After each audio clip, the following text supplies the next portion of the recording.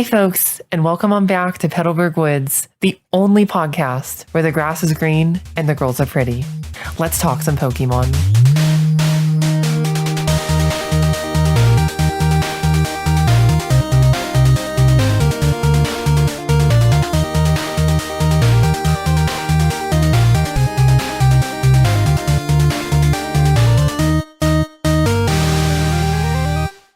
As always, this is the wonderful, lovely, radiant show where we talk about not just Pokemon themselves, but the world, the people, and culture surrounding this lovely game. As always, I am one of your lovely co-hosts, Droomish, and I am joined by... Hi, I'm Capreo. I like Pokemon and long walks on the beach. Nice to meet you. Thanks for joining us here in Petalburg Woods and keeping your repel tucked away in your bag. Hi, Droomish. How you doing? Pretty good. How's your life? It's all right. It's fine. We don't have to get into it. Okay. I like Pokemon and playing with blocks and Me too. and my toys and such. Such wonderful things. Just wonderful things. We've been playing some Pokemon. In particular, we've been playing a lot of Pokemon Champions, which is what we're talking about today. Okay, I feel like saying a lot, like just putting it maybe like a tad strong. I feel like I've played enough to give like a post-op on the game, I guess. Like, is that, I don't know, have you been playing it a bunch? Like, I got to Master Ball in doubles in the first season. Well, maybe you're just a pro. Like, have you been playing it a bunch? I'd say I've been playing it a bunch. Okay. I only got to Ultra Ball in singles, but I don't like singles. But You're so cool. That's a me problem. Well, I don't particularly like it either. Why is it bring 3? Like, there's no... Whatever. We'll get into it. We'll get into it. We're going to get into it, folks. There's a lot. There's a lot there. Yeah, so this is the Pokemon Champions episode. I mean, a game came out. We're going to talk about it. Like not to break from the usual character too much, but it's a whole game, and it's like I think it's kind of a big deal. Like, or there's a number of things about this game in particular that I do think is a big deal for the series at large, and that's what we're gonna get, the zeitgeist, if you will. You don't know that word, go look it up and write it down. It's a good one. I don't know, the spirit of Pokemon. But first, before we do all that, my favorite segment, my favorite part of the day. Favorite part of I look forward to this every two-ish weeks, I say. I look forward to asking Capreo and myself what we've been doing in Pokemon. You go first this time, just because. What have you been doing? Other than Pokemon, I guess I've been getting into like a racing game kind of rabbit hole. Okay. I've been playing a number of different... Team Turbo. Yeah, my favorite racing game for the personal computer. I've been playing a handful of racing games, specifically rally racing games. Are you familiar with rally as like a type of racing? I've played Rally X on the arcade. Okay. Is that is that what you're... I'm unfamiliar with that particular title. It's really old. Like, it's like same...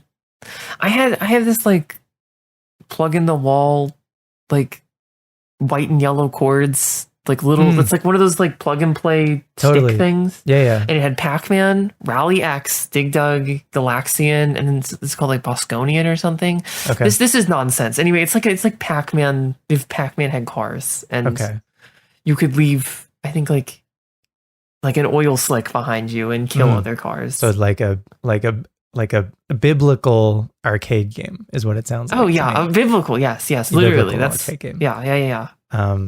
Okay, so I've been playing racing games, which is different.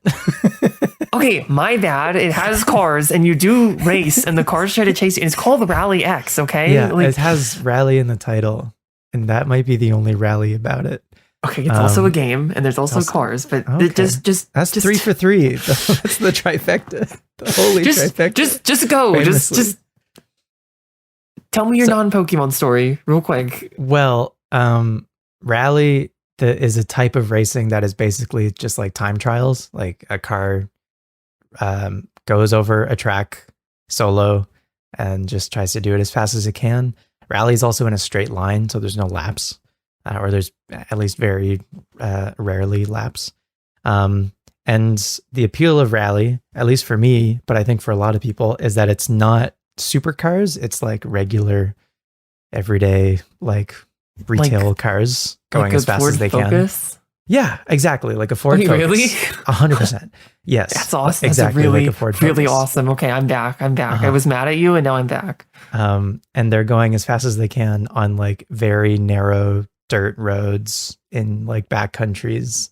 And it's very cool. And I've also been like watching like real WRC races. And so I'm like developing a whole new like I don't know, like favorite thing, which is fun.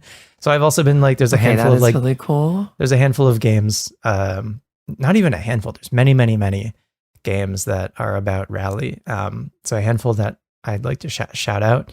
My favorite is probably Art of Rally. That's more of like a top down or maybe like isometric view. And like visually it has this like minimalist approach. It has like a very soft sort of palette. And I like that one a lot. You should check it out if you're interested. And I tried another game last night that I'm a little cooler on, but it's still early. So I'm trying to give it more time. That one is called #Drive Rally. And #Drive Rally. Shout out the show. It's #Drive Rally. It is crazy to have hashtag in the title of your video game, but the game itself at least is pretty fun so far. It also has a pretty great presentation. I'm still kind of warming up to the driving itself in the game, and also the way that the game is like structured. But otherwise, like I'm having a good enough time with it that I want to keep going with it and give it some more time. And then last but not least is a game that I haven't started yet because it's frankly intimidating. It's a game called Dirt Rally 2.0. And that one, for anyone familiar, I think knows that this game is maybe close. It's not a full like sim. You know how there's like racing games that are like a full on simulator and like very like realistic, you know, driving and physics and stuff. Oh yeah. And so this one gets like that of the Ford Focus. This one gets closer to that edge of the spectrum, I guess, closer to being a sim. And it's more unforgiving maybe than the previous two games that I mentioned. So I haven't started that one yet, but that one is one that I'm like slowly working up the courage to try.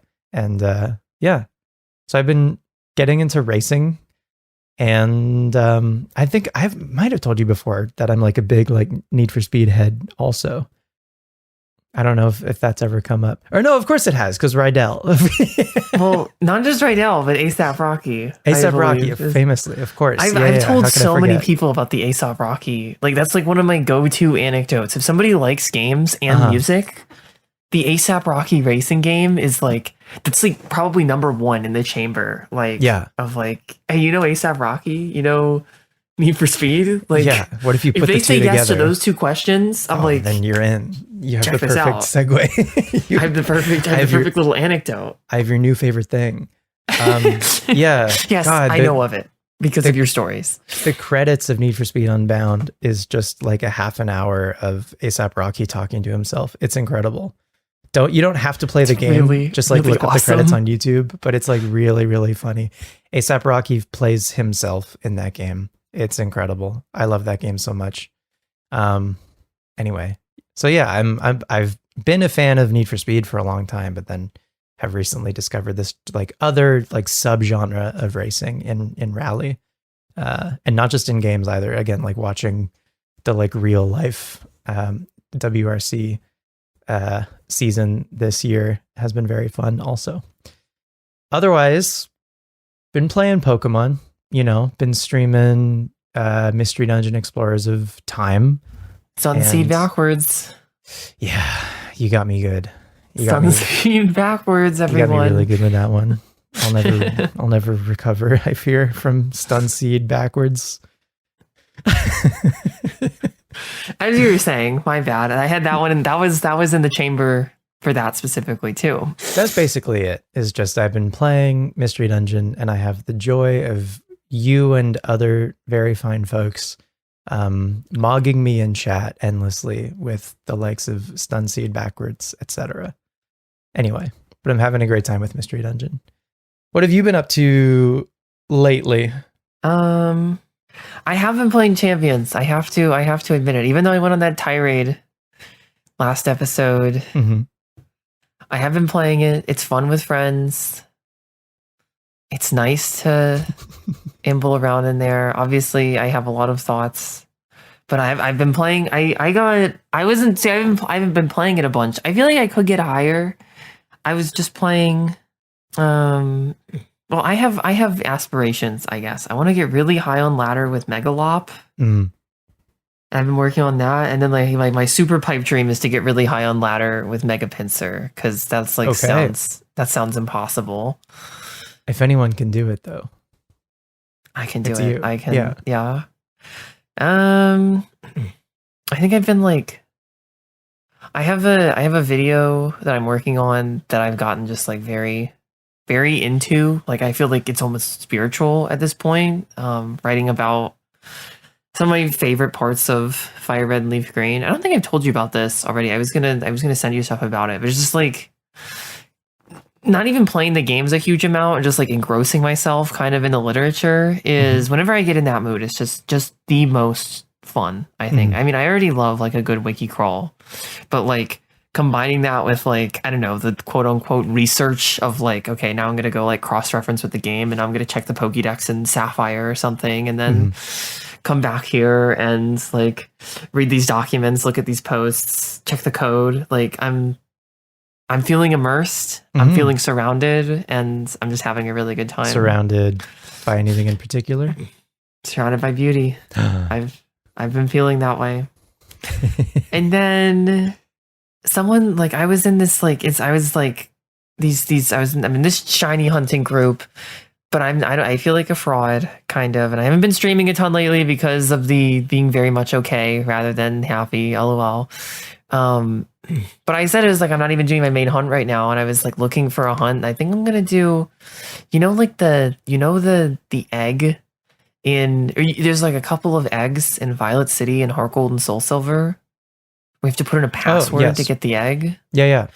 I think I'm gonna do that. Like I'm gonna like it's gonna be hell, but I'm gonna do that as a shiny hunt. And I'm like at the beginning of the game, I just have a shiny Totodile. It's gonna be like part of my shiny badge quest, I guess. Okay. Please give yourself a flame body Pokemon. Please. No, I don't think so. What? I think this will be the second Pokemon in my party. But you're not going to give yourself flame body just to save time? No, I want it to be the second Pokemon on the quest. Wow. Okay. I don't have the bike yet. I just got there. Oh, and I was my God, you don't have the bike yet even. So I set this up the other day. I was maxing it out. I have like a note on my phone of the password that I have to put in because you have to save before you get the egg, lol. Yeah. And I think it took about like, I don't know, like 10 minutes per hatch?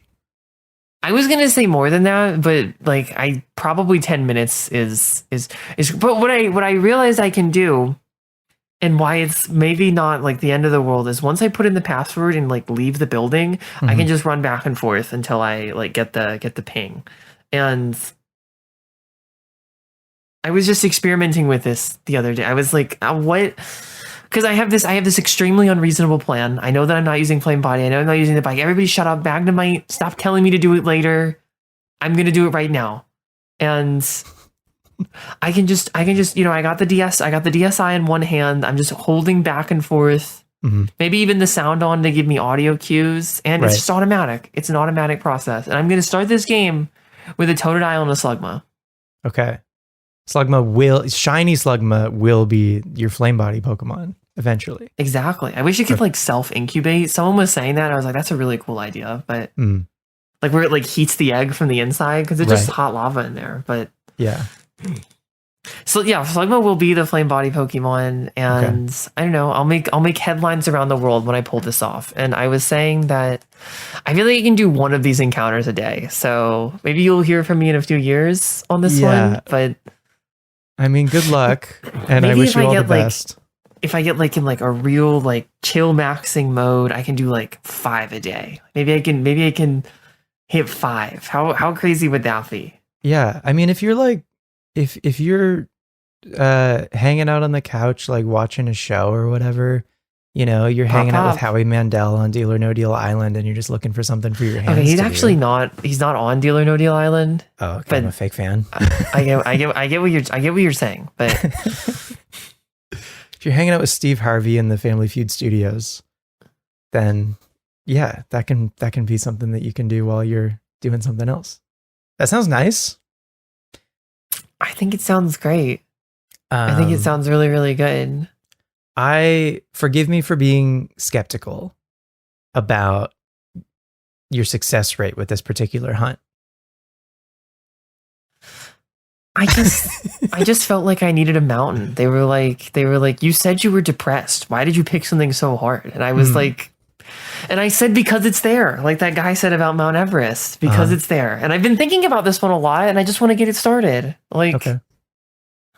Because it's there. Okay, dear viewer, so because it's freaking there. Have you said you did a couple hatches already, or you were just like testing it to see? I did one. I've done one encounter. The counter is at 1, and I need to do my daily before I go to bed. So, I mean, you know what they say. to quote Huge of Dinger City fame. We love Dinger City. We love Dinger City here at Petalburg Woods. The journey of 1,000 miles begins with a single step. Thank you. Oh my God. Thank you. Shout out Huge. Okay. I'm glad we're all on the same page. The journey of 1,000 miles. I'm gonna just no context drop that in the Discord that they were telling me it was too crazy. Yes. I'm just gonna start shouting this journey of 1,000 miles starts with a single step. Yes. Perfect. And real ones will know, okay? Yeah. You all will know. 100%. Shout out Dinger City. Okay, but that's what I've been doing. I hope that's satisfying. Yeah, that's pretty much it. Mm-hmm. Oh wait, I went to and you better be going to one too, I think. I am on Sunday.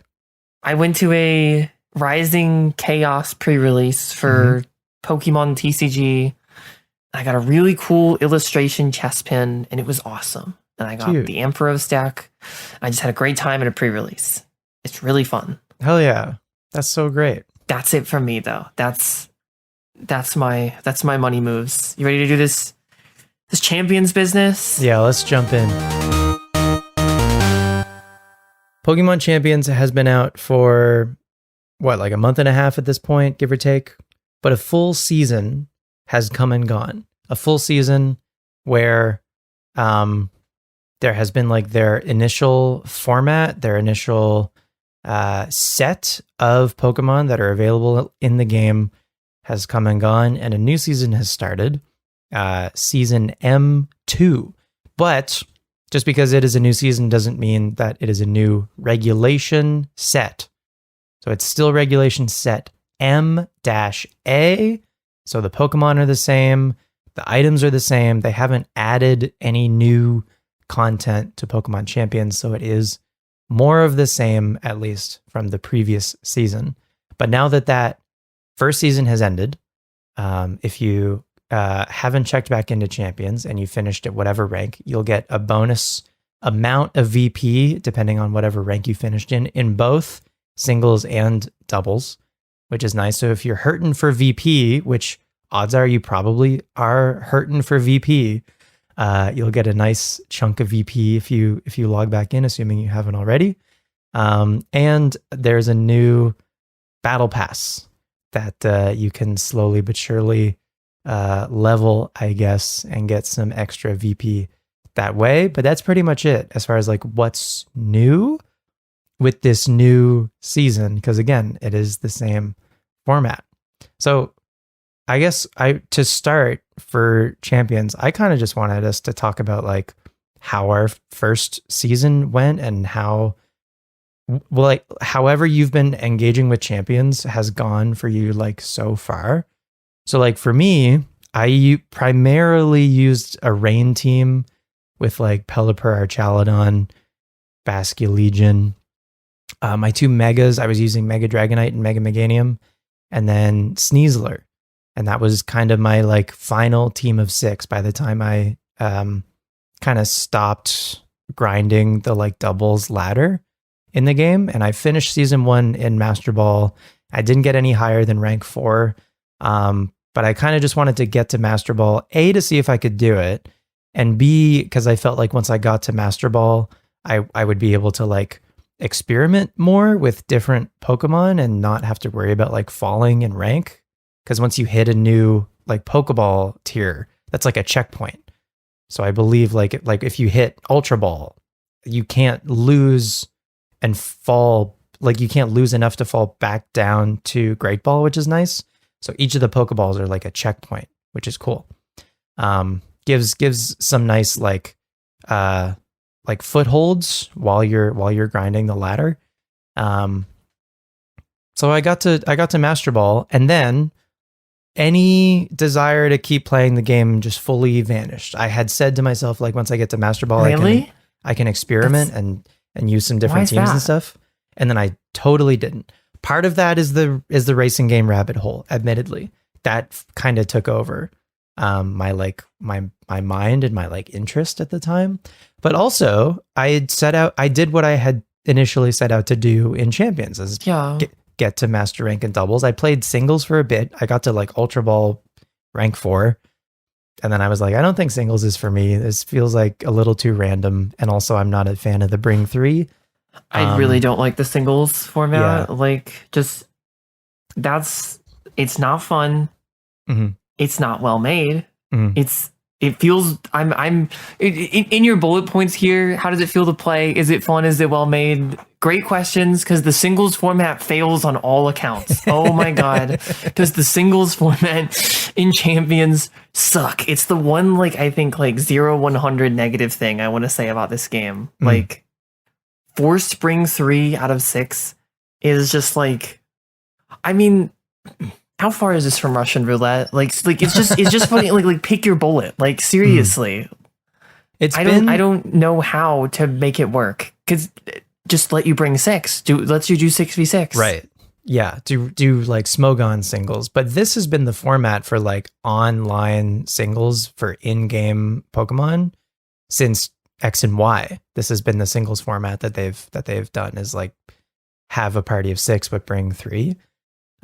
It's so odd. It's such an odd. It's a strange choice. I agree, because, like, Smogon 6v6 has been far and away the more popular format. Like, if Bring 3 was any good, and it's not, to be clear, but if it was, it would be the format that people enjoy playing and choose to play, separate from whatever Smogon has decided, because people tend to enjoy, I think, the official thing more than the fan-made thing if the official thing is good. But if it isn't, then people will gravitate to a different format that makes more sense for them. So yeah, I think if that is the format that they're gonna provide for singles in their official, like, ranked ladder or whatever, the fact that you also can't in a private room in Champions do 6v6 singles is a failing on Champions' part that I hope they address. And I'm optimistic. You can't even do it privately. You can't, like, it's like this is my game. This is my secret private game. Yep.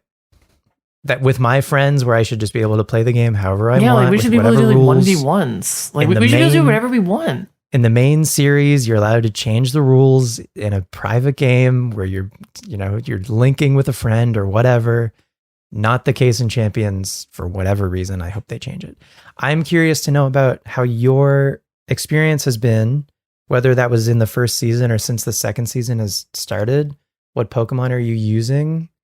What formats did you play? Well, I started with the singles, and then I was like, this sucks. And did you know that it was Bring 3 going in to singles? Okay. I think it like confused me, but then I was like, oh, this was how it was in XY because I played a ton in back in the day. Back in the day now, X and Y with my my fire water grass core was feared on the battle spot. I'll say that. Azumarill. That's where I picked up my affinity for Azumarill. High key was spamming it in XY battle spot. Just an awesome Pokemon through and through. I started playing that. Still an awesome Pokemon. It's still an awesome Pokemon, and it is in Champions. I haven't gotten a chance to use it yet. When I started Champions, okay. I mean, I just feel like it is fun. I enjoy it a lot more than I was willing to give it credit for when we talked last time. And I feel like it is such a bittersweet experience. That's what I'm going to call it, that I've been having, because I feel like it is very inviting. And then after that invitation, it pisses me off. Like, I get really excited and I want to play with some creature and do something, and then I run all the accounting for it, and it's like, actually, to play your Mega Skarmory team, it's going to cost 10,000 VP that you don't have, and you're screwed, buddy. You're screwed. I'm sorry. Like, you're going to continue playing the Garchomp Absol Whimsicott team that we gave you, and there's the stock team that we give you at the beginning of the game. Whatever. Whatever, and that's fine. Like you said, you were going to experiment, and I think, unfortunately, my favorite thing to do is experiment, and that's why I haven't played the game much, because I'll get on a day and play 3 rounds, and I'm like, that was really cool. I don't have the funds to experiment. I think I'm done for the day. I'm gonna go do something else. Just like it's whatever, and then I'll be like, oh, I kind of want to do my matches. I think this week it was Monday and Thursday that I played. And today is Thursday, and it was Monday. It was literally it was Monday and Thursday. It was like, Monday, I'm gonna play a bunch of games because it's Friday today, bunch of VP. And she's off on the weekends. So Monday, Monday. Sorry, that's the calculus. That's the calculus I'm doing. That's the calculus I'm doing right now. So I played I was also playing with somebody else on Monday. I played maybe 5 games on Monday, maybe more, and I was like, that was really fun. But I kind of want to mess with my team a bunch, and I can't. So next time, though. And the next time was today, because I had a draft game today. I guess I should also say something that has made Champions significantly more fun for me. And I will also preface, I guess I should have prefaced this entire thing for me, is that really I felt the way that I felt about Champions going into it, that I said last week. And I guess if you didn't listen to last week's episode and you're here, what are you doing? Listen to every episode of Petalburg Woods right now. But I just cynical, I think, is the tone that I had, and I wasn't looking forward to it, and I think it's put together incorrectly in a number of ways. However, the thing that got me was I saw somebody on I was scrolling my Blue Sky, as I do, and I see somebody posting about a draft league, and they were like, this is we're gonna do just a classic draft league, but it's Champions, the Champions VGC draft league.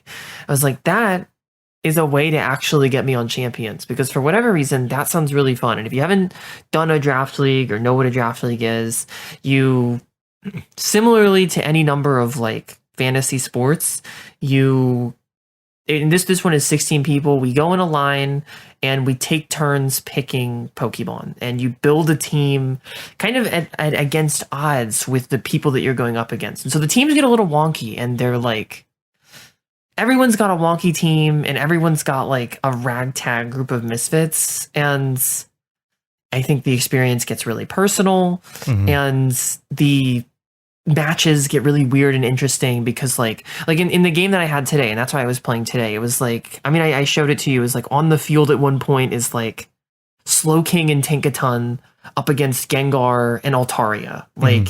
This is a These are not Pokemon that are regularly on the ladder. Yes, then I think maybe Gengar is of those 4, absolutely Gengar is the most popular, but yeah. I just had I was feeling a lot of reverence in that moment, because I was this is such a draft moment. We're having this is such a Pokemon moment, and that's I think draft kind of makes it more maybe the spirit of Pokemon is kind of activated.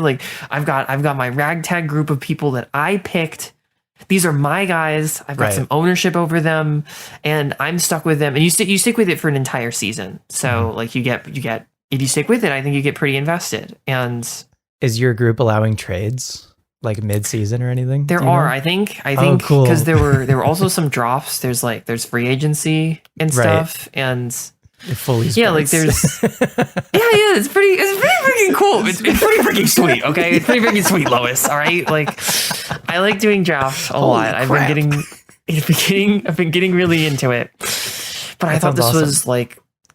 I thought Champions was kind of the or not even that they're like a perfect match, but I was like, if there was going to be a way to get me to get into Champions, this is how to do it. The draft format of like getting invested in random guys and you stick with 10 guys over a long period. This is going to be fun. And I've been having a ton of fun. But I guess I will say, because of how the currency works in game, which I'm gonna tear into, at least. We're not there yet, but I really only have the one team, and I have my 10 guys, and they're all sort of built. So the team that I have been playing is like a Mega Lopunny Sun team, kind of. That is because I was first pick in the draft, and I got like a Drought Pokemon. I have Ninetales, and I have Venusaur, who has Chlorophyll, which is just kind of like a 1-2 punch. Ninetales sets the sun, Venusaur goes fast. It's pretty. It's pretty freaking sweet. It's pretty ooga booga of me. But then I have Mega Lopunny, who is my. I'm like just fully embracing the stereotype. I just fucking love Mega Lopunny. It's awesome. It's the coolest. It's the coolest thing. I have it in the TCG. I have it in VGC. I love this Pokemon. It's really, really cool. And I've been playing her a bunch on ladder, and I feel really sinister using Fake Out and Encore. It's just fun. It's just lovely. I love doing that. But I don't feel like the whole point of this is messing around, I guess, like with the builds. And I can do that somewhat, but like I feel like I'm being unfair in like this is both, I don't know, like it feels unfair, but I think this is a completely fair point that like the experimenting engine is like completely cost prohibitive. And like I kind of just want to throw the game on. And that's why like I love so much when I'm like drinking my coffee or something and on the computer is like I click 3 buttons and I'm playing a Ranbat on Showdown, and it's like, and I think to myself every time, what's better than this? What is better than this?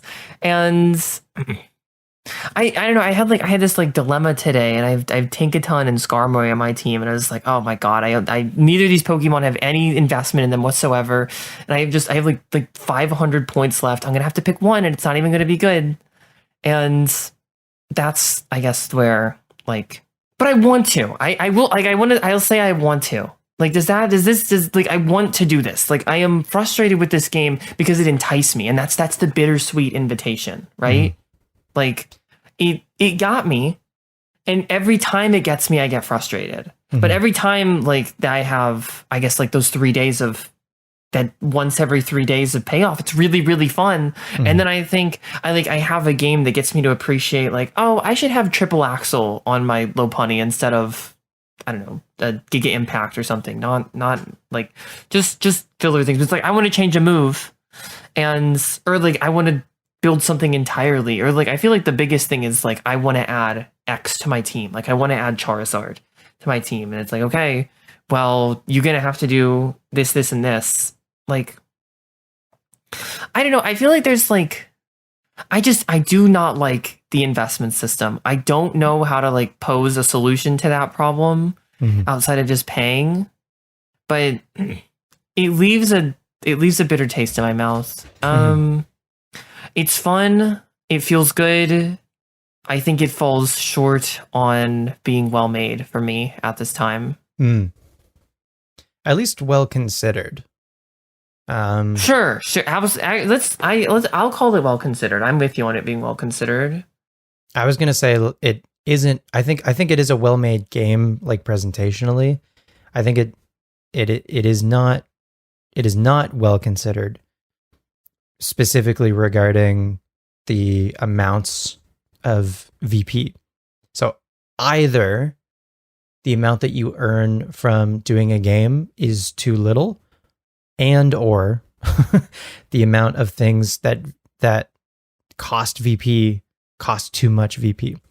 I think the prohibitive aspect, I guess, the thing that costs too much is when you're adjusting stats and changing moves and changing natures and stuff.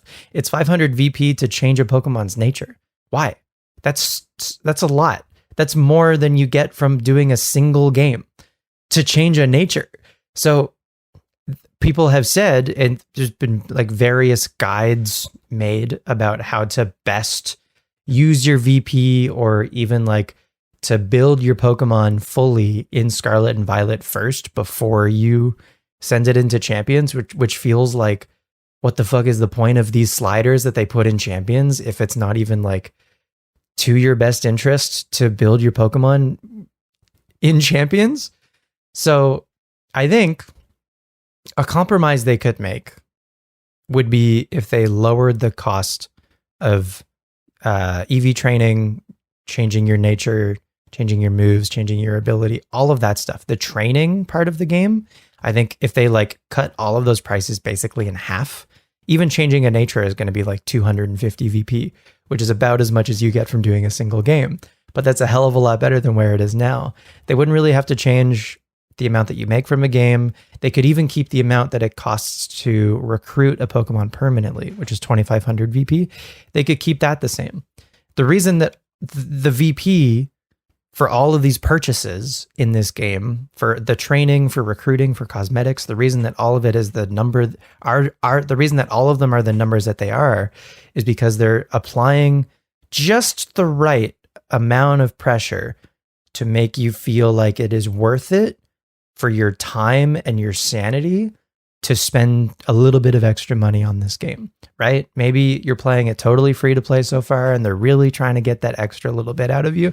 Maybe you got the starter pack already. Maybe they're trying to edge you towards paying for not necessarily the battle pass, because admittedly the battle pass for free gives you like none of the VP that you would earn from the battle pass is blocked by not spending money. The battle pass pretty much would only award you Pokemon and cosmetics. So I'm not too mad about the battle pass, but particularly the membership, I think is where they're really trying to, like, I don't know, push you towards a bit more. With the limited amount of team slots, have you noticed that for free we get 3 team slots? I also think like the starter pack, if you do buy the starter pack, doesn't add any team slots. I think it is only the membership, which is never a thing that you can purchase and own. It's only a thing you can subscribe to. That's the only thing in the game that adds team slots. Team slots. Have you seen like you ever watch somebody on YouTube like I don't know, Blunder comes to mind. For instance, like, have you seen how many freaking teams there's like 20 right? Like at least, and it's like it's not even like unimportant. It's not like version 1, version 2. It's like, here's today's, like, I don't know, Frostlass team or something. Like, and I just kind of thought it was the point of the game, right? It would be extremely beneficial if you have like the same basis for a team. Right? Like or even for your draft, where you have your team of 10 Pokemon and you can have several different versions of that team of 10 that you can kind of pick and choose to play with, right? Because you don't just have 6 and bring 4. You have 10 and pick 6 and bring 4 for your draft. And imagine, like, just for testing, even if you had like instead of having to make those changes every single time, there's just these like little pressure points that they've added when you're playing free to play, at least. And I've kept my champion so far. I'm sure you've done the same. Totally free to play so far, because I don't really want to encourage the behavior.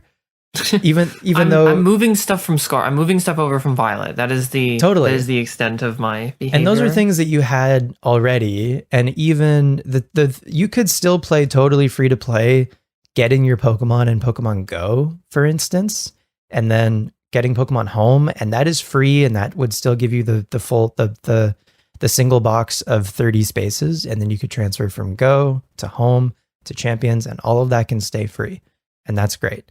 And any other like Pokemon games, whether you're already paying for Home, I'm already paying for Home, any other Switch Pokemon games that you already own, then yeah, you could consider that to still be free to play basically. But I don't know, the thing that I was talking to my friend Cassie about this already, and the reason that I wanted to play Champions free to play for a while was to see if I could like actually recommend it to a friend of mine, particularly when this comes out on mobile.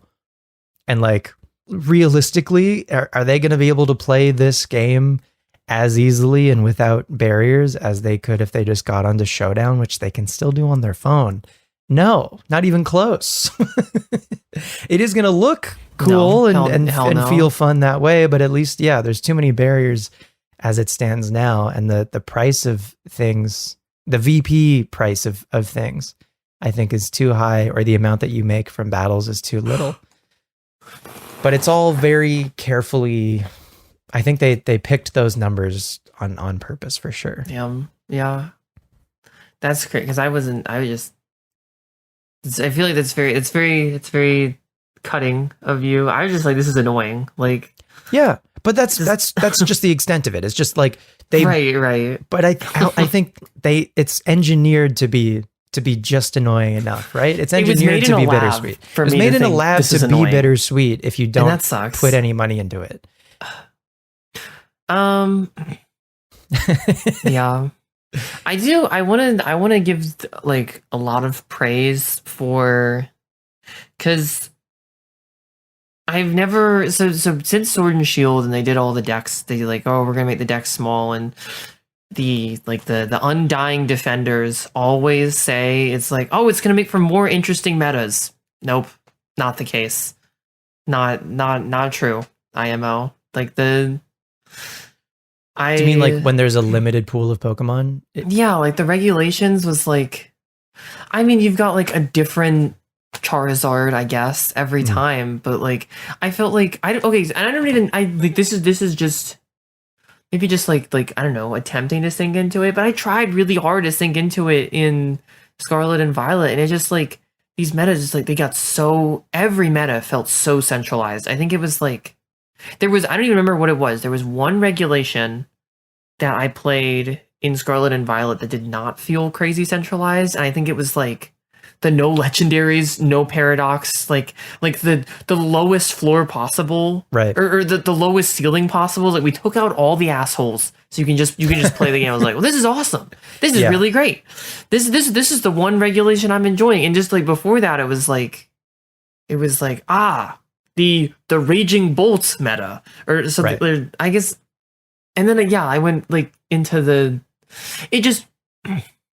Like they made this really small pool and then constantly found ways to centralize it anyway. And I know I'm just whining more. I know I'm just being the eternal whiner. But what I'm going to say of Champions is that it's like a big pool that is fun and not centralized. And I feel like there is a very adequate rock, paper, scissors that happens, and also like mix up meta threats all over the place. Like I believe Megalopunny specifically is like considered like an outside horse. That is like, but it's like a meta disruptor, which is really cool. Like right.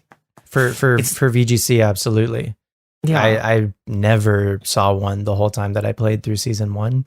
I did see Megalopony in singles. I think it's very popular in singles, but at least in doubles. It's a beast. In Bring 3, it's a freaking beast just because of like the randomness of it. And then Scrappy's kind of an unfair ability in especially singles. Something like a pick 3. Yeah, right. In single, it's just, what do you do?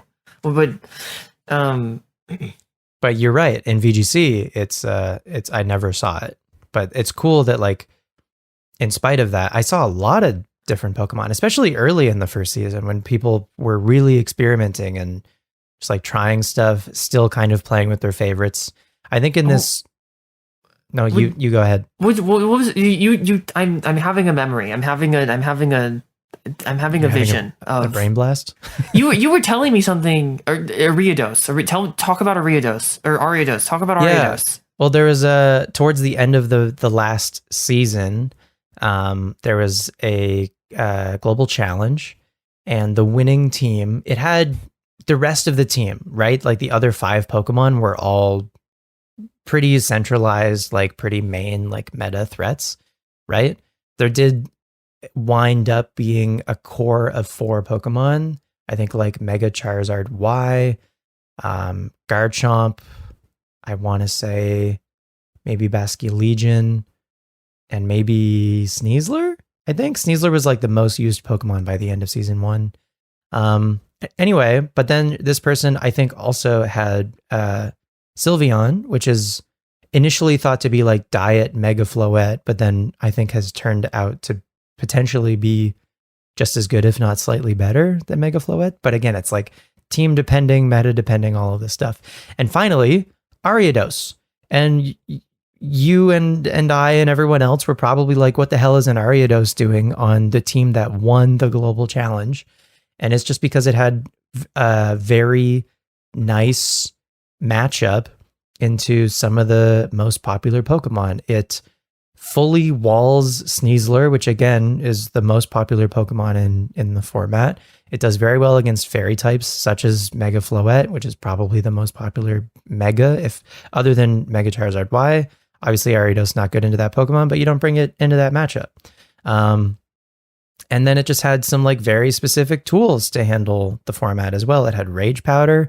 It played String Shot, for Christ's sake, Knockoff, and then there's one other. It might have just been Protect. Actually, it might have just been those 4 moves. And I guess it was specifically paired with Rage Powder to go alongside Sylveon to protect Sylveon. And that's kind of the strategy that this person, I forget the name of the person who won, but that's the strategy that they used. And they found in the limited move pool that exists in, limited Pokemon pool that exists in Champions currently, they found that Ariados was the answer, at least as far as they bet on, and they were right. So that is cool. And that happens from time to time. You look at like Sage and Park's Pachirisu, right? That's a Pokemon that he bet on that could handle the meta, and he was right. And so that has happened, but it is any meta, I think, any format that doesn't have outrageously powerful Pokemon just feels more fun and maybe like grassroots or something. So at least, yeah, the format for like the beginning of Champions has been exciting and fun. And even though there aren't new species of Pokemon, there are new megas of existing Pokemon, which is like breathing life into some Pokemon that were previously seldom looked at as like a serious threat. Now that they can Mega Evolve and maybe they get a new ability. Mega Meganium is pretty cool. Mega Soul's a pretty good ability. Using that on a rain team, just anecdotally, was like a lot of fun. So I don't know. I like format wise, I like that this is a limited pool, even though like 2 of my favorites, Lapras and Lantern, are not in Champions yet. I don't mind. I think they will be eventually. And I'm still having a fun time with the Pokemon that are in the game. And they're good. Like, it's just, I don't know. I feel like I feel like we're some freaking Redditor is always bringing up Pachirisu, like the Pachirisu incident. But I feel like this really is like this. Weak Pokemon, strong Pokemon. Those who are truly strong will win with Pachirisu or something. With their favorite. Like, that's the shit that they're saying. That's I'm trying to find a list right now because I don't know the extent of it, but something that was like very charming to me the first day that I got on was like I went into the drag over from home and I was just scrolling through and seeing which Pokemon could even be brought over. And like the Pokemon that were like highlighted green for like, yeah, you can bring them over. I was just fascinated by it. I was like, oh, Arbok? I kind of want to try Arbok. Or like, yeah. I was like watching what?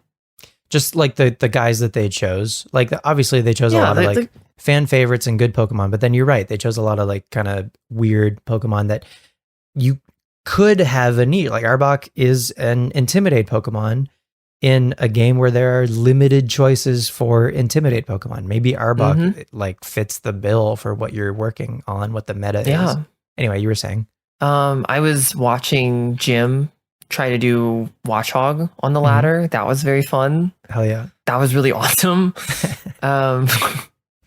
And I'm looking. I found a list. I found it on Bulbapedia. I'm looking at this list. I mean, this is like exactly what I was describing of like the one format that I enjoyed in Scarlet and Violet. There's no legendaries. There's no paradox bullshit. But I think it is like very telling that the meta feels so fun and fresh with megas running around.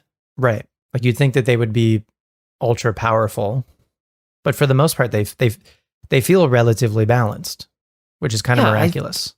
I feel like, because I know that I guess that these are like sort of different cases, but like Gigantamax was like suffocating in many ways. So was Terra. Like I think, I as a Jim Cool video haver in my recommended, sometimes watcher, I know that they're like banning Terra Blast or have banned Terra Blast in like Scarlet Violet OU. Like not that these things are comparable, but it's just like I don't know, it's very cool that the game feels so good with so many megas running around, or like to actually play, and there's a lot of different ones to choose from. And I don't even, it's like I was so like Mega Lopunny I think is like a lot more excusable, but like I wasn't like just getting demolished when I was playing Mega Pinsir, and like Mega Pinsir is kind of a demolished Pokemon. It is a bug flying in a game where Rock Slide is maybe one of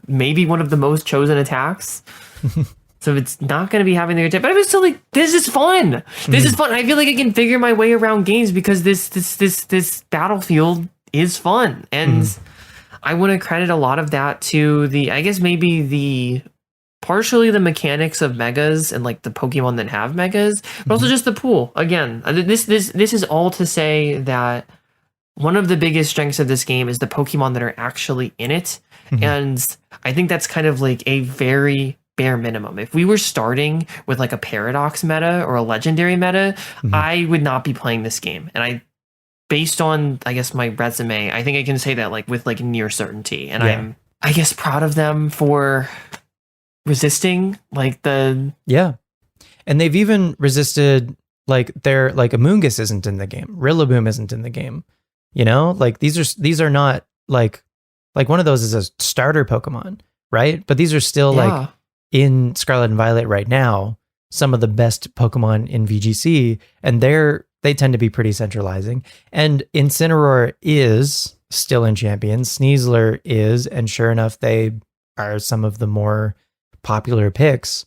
Those are still good Pokemon, but at least like not every Pokemon that could have been in here is yet, which is nice to give us a break. Like I think something one of the things that they teach you in the tutorials at the start of the game is about terrain, but there are no Pokemon in Champions currently that have an ability that sets terrain, partly because I think like it would be overwhelming for anyone who's like starting to get into competitive Pokemon at all to keep track of that on top of Trick Room or Tailwind, on top of weather, to also keep track of terrain and the hidden effects that each of the 4 terrains have.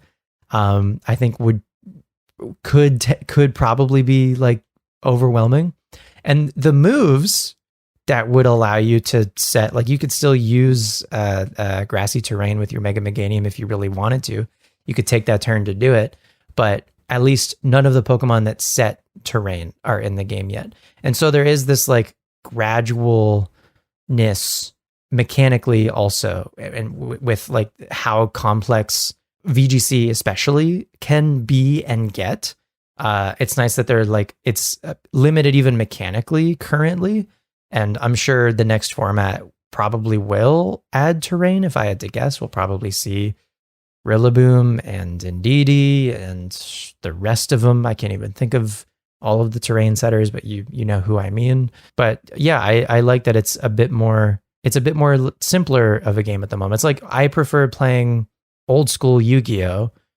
Current Yu-Gi-Oh is like way too fucking complicated, but I can hang with Summon Skull in the Gang. Feels like Champions is like Summon Skull. I can in hang the with Gang. Summon Skull. I can hang out with them. Mm-hmm. Well, and then for the interestingly enough, like that choice makes it so you see more Pokemon. Like it's like like you were saying, it's like you've got something of a big four in this game, but then like I guess literally there's 2 slots essentially on every team in VGC to like bring your freaks, and like and it's not like everyone is using those big four, but they're still popular enough, I guess, to expect them. But yeah, even like the teams of 6, I think, are more varied maybe than some of the major regulations during Scarlet and Violet. There is definitely, if Pokemon weren't or haven't been a centralizing aspect of Champions like format so far, it does feel like weather at least has been a pretty centralizing mechanic. It's tough. At least early, but still a bit. Did you notice that? Did you notice or did you queue into like a lot of weather teams? Yeah, and it's like every game I play, I've got like a pivoter in the front and a weather setter in the back, so that I can like hopefully like out tempo on weather. Like that's because I just like, you're right, because it's like I feel like I'm gonna get into that fight every game, and if I don't get into that fight and I see it on matchmaking, it's like nobody has the weather setting ability, like thank God. And right, you're like, I can chill this game. yeah, I can finally chill. You're right, it is that is very centralizing. So what are you gonna do? I saw a handful of folks saying they were having flashbacks to like the Weather Wars of Gen 5, which I wasn't playing back then, but I can imagine that it was tricky. But yeah, weather feels like, weather is very strong, and you definitely like have an advantage if your team is built to utilize it and your opponent's team isn't. And then it becomes a game within a game of trying to get your weather or beat your opponent's weather or whatever, and it can make the game more complex for better or worse, because it can be just like a little maybe tiresome to have to deal with all the time. And you're right, like anytime I queued it, even though I was part of the problem using my own like rain team, anytime I queued into someone who didn't have a weather, especially having my own weather, I was like, well, I get to set it and forget it. Basically, I'm just gonna keep my rain up the whole time and we'll be chilling. Another thing that has been pretty limited that we haven't talked about yet is the item pool. It's a lot of berries. It's a lot of and they're expensive. Yeah, they're also expensive. It's I like had to play Mega Skarmory today, and I'm like, how am I going to get 2,000 points? Like, right. It's just not going to happen. Thank God for the ranked rewards, because I was like, okay, time to grind for 3 hours, because I can't send. Because of the draft rules, I can't send in Skarmory without the Mega Stone. Awesome. And so you like drafted specifically Mega Skarmory? Yes, okay. Yeah, Mega and Mega non-Mega rules. But then I check my messages, and it's like, oh, Cordy has a present for you, and I was like, oh, thank God, thank you, Cordy, you saved my day. They're expensive, and the pool is interesting, and I think it's cool. Honestly, it's like the choices are weird, but it's cool. It's weird that there's only Choice Scarf and no other choice items, but it makes for an interesting playing field. I really can't say it's like as dumb as it is, I guess, because it's like items. Like, that's not Pokemon. Like, that's not the same. Like, that doesn't feel like it should follow the same rules as the Pokemon themselves, right? Like, it's kind of like it is like they are like an integral part of a Pokemon's identity as like a competitive piece. Like Assault Vest, Duraludon, or not, Duraludon and Archaludon, I guess, but specifically Archaludon. Like Assault Vest Archaludon is such like a a guy, like specifically, and that is not. It's like our Chaladon is in Champions, but it's like a different guy. I don't recognize him. Yeah, it's like so known. He's in a different coat of paint or different clothes or something. Literally, I guess, because there's no assault vest anymore. I guess it's it's even though it's like it's not like the game still works the same way, but like for instance, like I don't know, this is just what came to mind is like safety goggles that disables powder moves. When a sleep powder user starts running around too much, safety goggles gets played in VGC. Totally. But that doesn't exist right now. And like this has fundamentally changed the mechanics of the entire game. Like a counter exists specifically for the sake of countering, and now it's like, oh, the power level of sleep powder is higher in this format than any other format before it. Absolutely. Just for instance. And I don't know, that feels different than the different Pokemon that are in play, because it's like the power of moves themselves, or like the power of, I don't know, I guess I feel like this is a slippery slope that I'm on right now, but it's like, I guess I just wonder what they were doing with this. Like, why just Choice Scarf? Why the elemental berries? Why? I think for the same reason that they chose to not include some of the terrain setting Pokemon. I think they just wanted to keep this initial format like a bit more simple. And maybe some of the items that they opted not to include are items that might like take a person by surprise a bit more, or maybe are like a little bit trickier to understand. Like Covert Cloak not letting Fake Out flinch might like piss a person off. You know what I mean? And like fully turn them off from playing Champions. I feel just like, well, I didn't know that item even existed, and now my Sneasler is dead because my Fake Out didn't work. Are we still in a world where there's somebody on the team who's like, make sure that Bright Powder and King's Rock are in this game, because that's kind of like what Pokemon is, right? Like, yeah, like just random hacks. Like, why? I kind of appreciate that it harkens back to like a Gen 3 Battle Frontier mentality, where your items there are so limited. I don't understand how we're still there. Like it literally does make me nostalgic, but like, guys, this was the competitive one. This was the competitive one. Like, I didn't grow up. Essentially, what are we doing with King's Rock being one of the items that you start the game with? Right, as like, well, this is really important anymore. You need to hacks them. Like you need to hacks. It's really important. It's kind of part of this game's identity. I did have a great time with Sandvale Bright Powder Garchomp for a little bit there. I felt evil. But yeah, you're right. It is like, these are not like any items where there's like chance involved are not honorable. These are not items that are good for like a healthy competitive video game. Well, even more so, it's like it's unreliable. Like, yeah, I think this is to your point of like, oh, this item is complicated. But the thing about Covert Cloak is that it always works the same way. Right. And like the King's Rock, for example, has this effect, and it always like it in theory works the same way. However, some turns I'm attacking someone who isn't attacking me back, and some turns I don't have a held item. Like you like that's like to your point of like the randomness of the item, but like regardless of Covert Cloak went off or not, I always have that effect. I have a standing effect, and like these items that are like based on chances are like, well, it has a 10% chance to 100-0 a turn, and not only is that like frustrating just when it happens, but I feel like it's kind of like, to me that feels like frustrating teaching almost, because it's like. It's like subtractive to the interaction of the game. I think it'll be interesting when they do add the new the items that are missing. Not even new items, just the existing missing items. If they add more tutorials to the game to like explain them at all, probably not. It would be cool if they do, though, just because like if you're introducing these new pieces. I mean, I don't know, but that said, like they don't have any tutorials for any of the like super effective berries or the way that like Choice Scarf works or whatever.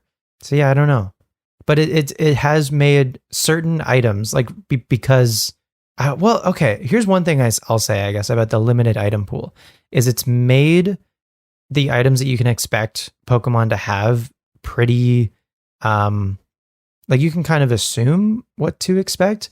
Most teams are going to have like a Focus Sash Pokemon, for instance.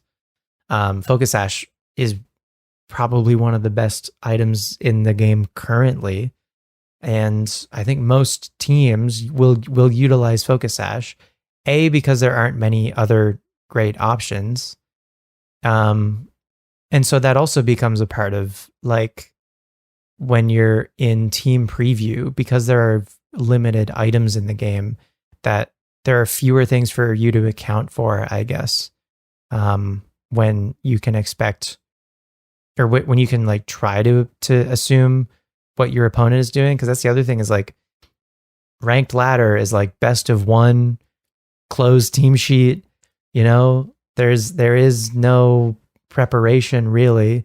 So if they can keep the game and the things that are available to you more limited in this best of one closed team sheet setting, then maybe that lets a person feel like it's maybe that makes it more manageable. Maybe that lets a person feel like they can expect things a little bit better than if there were significantly more options, item wise at least.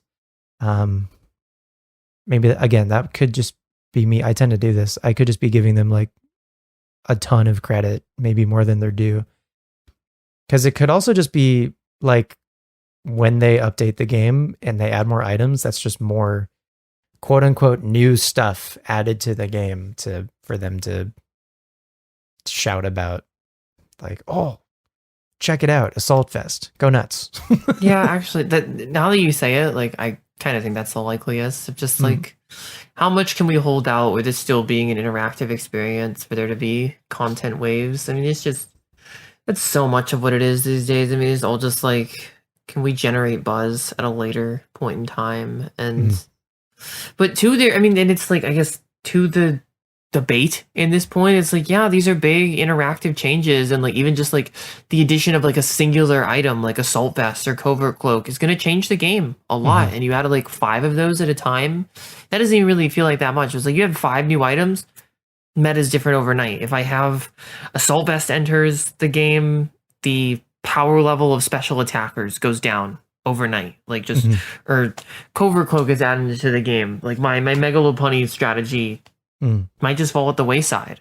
Light Clay is added to the game. Suddenly screens become a lot more viable, and then the entire format gets a lot bulkier. So I guess they've just got it in the chamber. I think that is frustrating, but I do think it is the likeliest thing. I think your credit. Well, I'm going to call it blame. Actually, your blame is due, and yeah, this seems to be what they're going for. But I will give them. I'll give them credit at least for the items that are in the game now. Again, like I think they are truly trying to just keep this initial format simple, and I think the items that are in the game currently like lend to that. I don't know if you agree. I think with the way that the game is right now, there's like one of those like very it maybe like almost like a biblical like curve of knowledge where like you know what I'm talking about, where it's like I think like beginner level players. Like I'm being really, really broad strokes here, but like a beginner is like, yeah, this makes sense. And then like maybe like a medium level VGC player is like, because I felt this a lot where I'm like, even in this pool, I'm like, what the hell is going on? What like it's like something that I wanted to do was something that I considered in I was playing. I have Glamora is one of my Pokemon that I've been using a bunch, and I'm going into a match where the person has Garchomp, like just like because you can check the draft teams out beforehand, but it's like Garchomp is everywhere, so it's like you said Garchomp was like kind of one of the big 4 right now. Yeah, I think so. So this is a calc that I'm gonna want to do, and like I'm like, okay, I have Glamora. I'm thinking about the berry that reduces the effectiveness of a super effective ground type move. I need to. I don't know, like I want to calc this perfectly, and I'm like overwhelming myself essentially, like in this like I guess like middle level of play where I know what to do kind of, but it's like because I don't know, I was getting like stressed earlier, like trying to manage.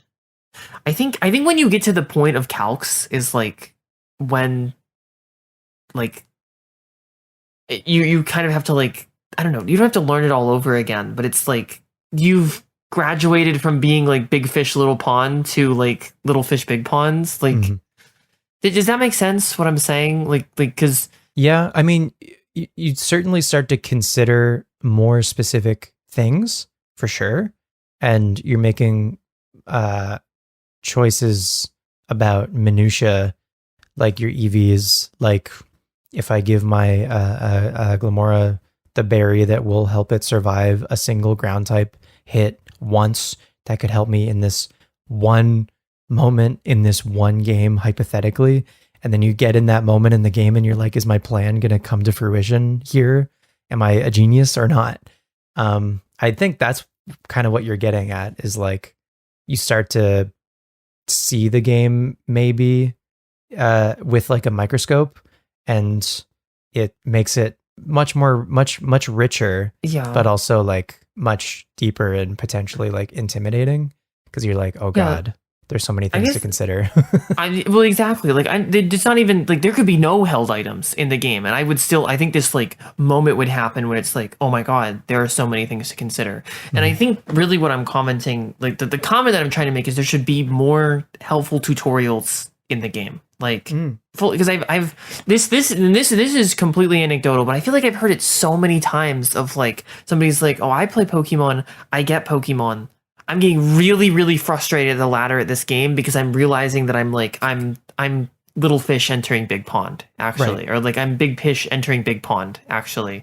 My pond has expanded and I'm learning so much so fast. And the game, I don't think like we've discussed, I think at sort of length before, of like how like the middle ground of competitive Pokemon is not taught very well, really, by anyone. Right. There's like a couple of YouTubers who are like valiantly got their heads in the game, but it's like when you get to that kind of secondary point, just things are tough. And I think Pokemon Champions drops the ball in that way. It's like everyone does, so maybe that's like unfair, but like there is a point in this game, just like all the others, even with the lower field of play, where it's like, this is very frustrating because I don't know how to do better or know what's going on. Right. Yeah.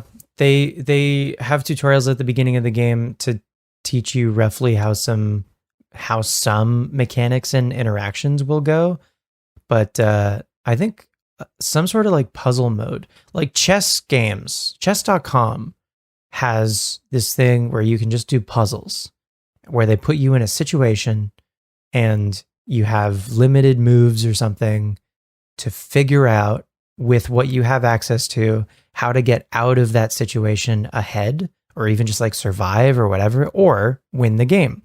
And I think Champions would absolutely benefit from something like that. I don't know that they're going to put the resources into creating those types of puzzles, but it would be really, really cool and a great teaching method and tool to have those sorts of puzzles where it puts you in a specific situation and it gives you these Pokemon with these like specific move sets, and you're tasked with getting out of a sticky situation or winning or whatever. And that would be a great way to just like put you in these moments where there's a lot of mechanics that you have to keep track of, and you figure out kind of the best way to go about it. And even those won't be perfect, because there are puzzles against a computer who's going to choose the same options every single time. And when you're playing against a real person, they could completely read the fuck out of your entire personal history and fully ruin you still. And even like you could be fully on top of your game, someone else could be 3 steps ahead of you, and there's nothing you can really do about that other than just like play a bunch and just get some experience under your belt. Tactics and strategy are like, obviously in any game, this is way beyond Pokemon, and it's just an extremely difficult thing to teach and instill. However, I think Pokemon is uniquely frustrating, as we have also mentioned before, for like kind of instilling within the player, like, oh, you're the best. You're the Yeah. master. These are your guys. Yeah. And then you just No get matter what you fucking do. owned in a way you cannot even freaking fathom. It's like, well, how did they do that? Like, like, I mean, and the reason I showing, I showed Caprio a couple games of mine before we were talking today, because I just that second game, I finally felt like I was the person doing that. Like, this is like I was so proud of that, because I was like, Talonflame is going to use Protect. We're going to double into Mega Delphox. Gengar only has single target moves. We're going to converge on the choke point, and like, you're owned. You're just owned. I've mathematically determined that you're owned. And how great a feeling is that? Like, yes, 100%. And not to take away from your accomplishment, you do have the benefit of open team sheets, which laddering in champions. Well, this is particularly even more frustrating. It's even more frustrating, right? 100%. Like, this is why singles is like nigh unplayable, but doubles is certainly a bit better, because you can still bring 2/3 of your team instead of only half. But yeah, open team sheet. It's a good thing, and it's a good change that they added open team sheets for like official in-person tournaments and stuff just in the last couple of years. And I don't know that Champions ever gets an open team sheet in the ladder for the game. Probably not. I think the compromise, honestly, is like during team preview, if they showed you the held item, at least that your opponent's Pokemon had, that would go a long way to give you an inkling of what their set was, maybe. But yeah, at least as it stands, you are just going in blind. You don't know necessarily. You can make some educated guesses, absolutely, about what your opponent's Pokemon are likely going to do, but nothing is ever that's true. guaranteed. I didn't even consider like the sweeping effects of that. Like, the Grand Challenge, of course, was not open team sheet. Like, right. And these are just best of ones. Exactly. Yeah. That's the other thing, is like best of ones, like the format of that, of best of one closed team sheet, really enables like some more like gimmicky, surprising strategies, where they may not succeed as much in a best of 3 scenario, where your opponent, it might work game 1, but game 2, your opponent might be prepared. And if it's kind of like a one note gimmick strategy, that might not get you all the way through Swiss in like a best of 3 format. Especially if you have open team sheets, then there is no more surprise. I guess, and this is like an observation based question, but like we've had they have this Grand Challenge under their belts. I mean, this makes me think, is like, what is the competitive function of Champions? So like, presumably it is to be used at actual VGC regionals and things, and those are gonna have team sheets, right? Like, it has to. Like, they came up with that. I assume. Yeah, I assume as far as like in-person tournaments go, once they start using Champions, I don't think they've switched to Champions yet, right? For like in-person regionals or whatever. I think it's going to be being used like relatively soon. Hi, it's me, Spencer. Just wanted to jump in to say that we recorded this episode right before the Indianapolis Regional Championships, which was the first in-person tournament where they used Champions. And so that has now officially happened. And this weekend, assuming we get this episode out in time, yet another in-person event is going to be happening in Italy as well, which is going to be the first in-person Champions event in Europe. So yeah, it's already happening. They're using Champions for in-person VGC already. Anyway, back to the episode. I will be at NAIC this year, and I was hoping to, I guess, to just observe, like, I don't know, like stand with my arms crossed like several yards behind people playing, and just like, this is how it works. This is how people do it in the. I reckon. And I'm pretty sure Champions is going to be used at that. Right. I think so. At NAIC. Yes, this is mid-June. Okay, so soon. Soon, I think so. Yeah. And all the places that I go to in person, they switch to Champions for in-person locals. But like, Champions if Champions is just like, so I guess I feel like the game has I guess kind of an identity crisis, because if the game is to be used like open team sheets, it's like this ultimate competitive tool to let people really duke it out at like regionals and worlds and stuff. It's like, Right.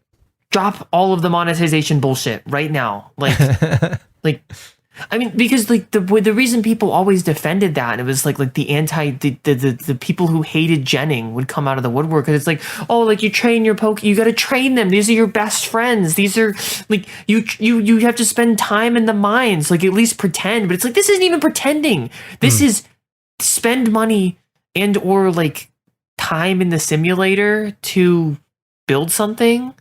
But if it's like alternatively, and like I think this is going to be the majority experience, and it's like because there's only been maybe even the one regional and a couple locals at this point, it's like if the other point of this game is to like be like a ladder simulator, then it's very frustrating. It's very frustrating. Like if we have a lot of like then I think the purpose is some ways to kind of make people mad, or like it's like designed to make people mad, and they have all these guardrails in place except for the most important one at the actual like important in-person events, where it's like if you want to like it's gonna be either time or money to, and I know that that's the case of the thing, but it's like it's not even like pretending anymore. Like that's the point of what I'm saying. Like it was like the Benjels, the Tinkaton that I used, I brought it in, like you were saying, to champions ready to go. And that was because I used it and was emotionally attached to it. I trained it classically in Violet. I go in this game and it's just like, okay, spend 100 Pokebucks to max out Tinkaton's HP. Like we're not even pretending anymore. And I don't think that these two things necessarily clash, but they are like, that's what I'm calling it, an identity crisis. It's like what we want to do is weird. Does that make sense? I guess it's not even bittersweet either. It's just like I think the intentions of this game, they kind of there's two big ones, and I think they sort of betray each other. I think like part of Pokemon's messaging forever has been to like train your Pokemon and use your favorites and all this stuff. And then competitively, it is more optimized than I think they ever intended it to be, frankly. And what I mean by that is people will use teams of Pokemon that are very carefully thought out and curated. And I don't know that Pokemon was ever necessarily designed for you to be able to like make Pokemon as specific as like the highest level of like a competitive Pokemon asks for or needs even. So with this game now, it would be better if there was zero monetization. I think the thing that is tricky about all of this is like you still needed to have a Switch and have a mainline Pokemon game like Scarlet and Violet to participate in a locals or go to a regionals or whatever. You still needed to like there was a price of admission in that in needing the console and the game, where you could have gotten really good at this game as a game playing totally for free in your browser on Showdown, but then as soon as you wanted to go and play in person, then you would have to put down basically this down payment in order to compete of the console and the game and the price of admission for the event itself, just to prove that you're good at this game, I guess, against other people. So there is always this aspect of money when a person is competing. Like anyone, you know, I might be a really great race car driver, but I don't have the money to buy a car and change its engine and then go and pay a team of like service mechanics to like come with me to a race day one day. That's like $20,000 that I don't have to go and compete, even though I might be really good at racing. I don't have any previous accolades to prove that for sponsors or anything. I don't know. Maybe a person could do that with Showdown, but regardless, it's like there's a well, you can. I think this is a good, like this. You're telling a good story. I think Pokemon is like the Showdown miracle, I guess, is that you literally can. Smog tours are a big deal. I can do what you're saying, but uniquely here. Like, we shouldn't assume that that's the case. This is like a miracle system of accessibility where people who don't own a single Pokemon game can be freaking Pokemon masters and tear up tournaments because Smogon and Showdown work the way that they do. But everything else that you're saying, at least and those are like practically. Those are fan terms. run, right? Those are fan run tournaments. If a person who was really good at Pokemon and was playing on Showdown wanted to take their talents to a regional, all I'm trying to say is like there's a price of admission for them to compete in the like official capacity, and it would be nice if Champions eliminated that. Is all I'm trying to get at. Especially again when it comes out on phones, you don't even need a Switch anymore at that point. That would be really nice, just again for accessibility, for people to be able to play this game without needing to pay the price of admission. There is a literal price of admission to get into to play a regional that maybe they can work on. But otherwise, at least for like having the game, it would be nice if at least in that aspect, it was more accessible. That's all. I maybe lost it with the analogy, but anyway. No, I think you kind of brought me in because it's like that really makes me feel like the game has an identity crisis because it's like it wants to be monetized. It wants to be a little phone game.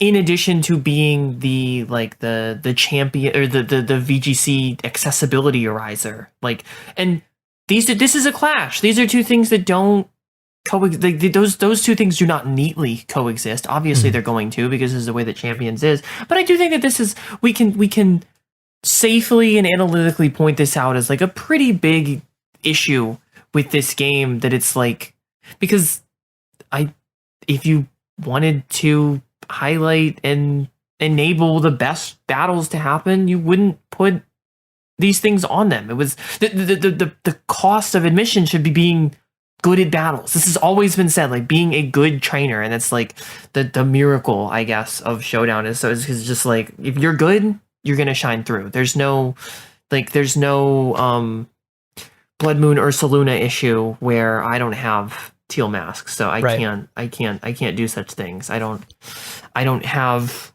like a right. Don't you need to have? I know this is like there's gonna be more examples like this. The one that's on Champions right now is Mega Floette, right? Like you maybe can pull that on the. Can you even pull that on the gacha? No. So if you played and beat ZA, you have what I would consider an innate advantage at this game, especially on ladder. Like it's like I'm gonna Mega Floette you, and you cannot do anything about it. Yep. I guess unless you're the Ascended or Ariados user, but it is. I do think it's an innate advantage. So I think it would be so funny if that Ariados user only opted for Sylveon because they didn't buy ZA and they didn't have access to Floette. So they were like, "Fuck it, I'll use Sylveon instead," and then still won. That would be so sick if that was like the origin story.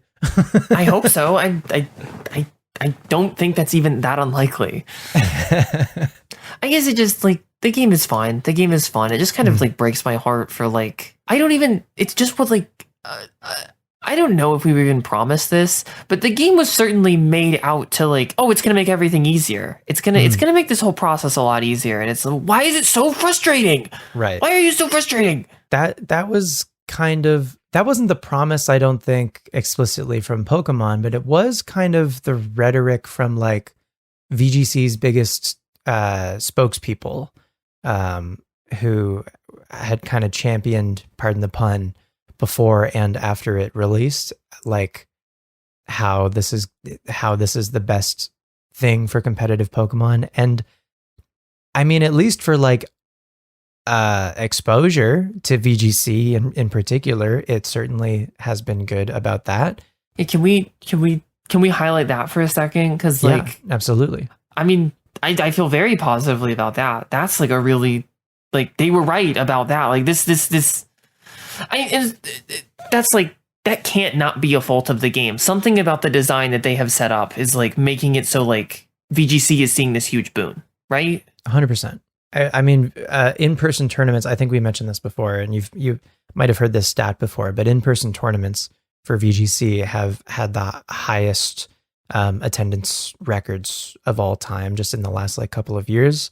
I think a large part of that has to do with just like the biggest faces of VGC, particularly Wolfie VGC, just like popularizing it through YouTube videos that are engaging and entertaining and just like fun to watch. People are just like getting interested in VGC through watching those videos, and a portion of those viewers are starting to play VGC themselves, probably trying it out on Showdown and then getting into it in their main Pokemon games on their Switch, because of fucking millions of people still buy these games on their Switch. It's not like people don't have these games, but I think there's a percentage of people who buy these games, play through the story, and then kind of discover VGC and decide to give it a try, and then discover even that they might even be pretty good at it, good enough to like go to our regionals. And that is happening now with Champions to an even larger scale, where people are downloading it for free on their Switch Lite. They don't need a Switch 2. They can get it on their Switch Lite.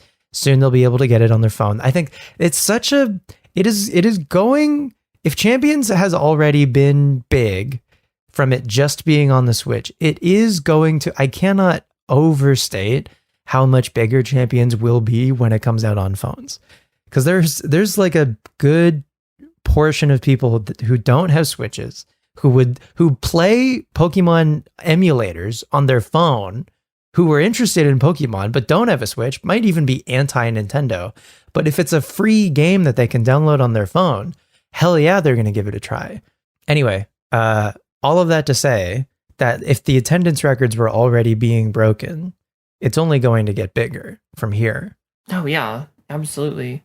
Which I think is like, I don't know. I don't want to. Do you have any like other pressing points? Because I think that's kind of like the meaning of all this. Like, I think this is why it matters. Like, I always like when we do these episodes to like, I don't know, because I know we've been so in the weeds, but this is like the meaning. Like, this is the reason, I guess. Like, regardless of its flaws, Champions is making Pokemon bigger. Like in a way that substantially maybe was seen as like at least as inaccessible, regardless of whether like we've been in like the optics of that accessibility and like I guess like putting it to a head essentially, but it is being seen as more accessible. To play this game at the highest level is being perceived as there's less threat to outsiders. And I think that's a big deal, a really big deal for this game, because that has always been the conundrum with Pokemon, where it's like, oh, it's the easy baby game, and then there's this like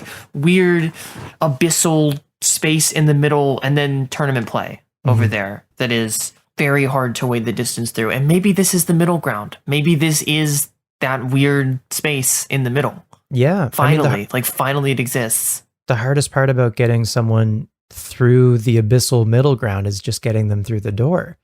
And this is absolutely doing that and then some. There's been a lot of people who I remember just seeing I don't know, like bigger, maybe more like mainstream personality creators like play Champions, partly because it was like the game du jour, but also because they still had an interest in Pokemon, like maybe even like did a Nuzlocke here and there over the years or whatever. But you know, with the advent of Champions releasing, decided to give like a VGC like an earnest college try. And the funny thing about Champions releasing and the release of it, we talked about the importance of the release day for a new Pokemon game, and it just like putting a spotlight on a thing, even like Fire Red Leaf Green coming out on the Switch is just like reminds people that it exists, even though Fire Red Leaf Green were always available for you to just like play on an emulator on your phone. Something about them releasing on your Switch, it just feels like a moment that you want to be a part of. And that has also happened with Champions. You could do this arguably easier with rental teams in Scarlet and Violet for the last like 4 years now. But it's that a new game has come out. There's a shiny new thing has come out that lets you do it I don't know, in a new way instead, in a way at least that it feels like everyone else is also in on, and you also would like to be in on. But you could have absolutely, assuming again you had a Switch in Scarlet and Violet, you could have downloaded a rental code for a team and grinded the doubles ladder for the last little while.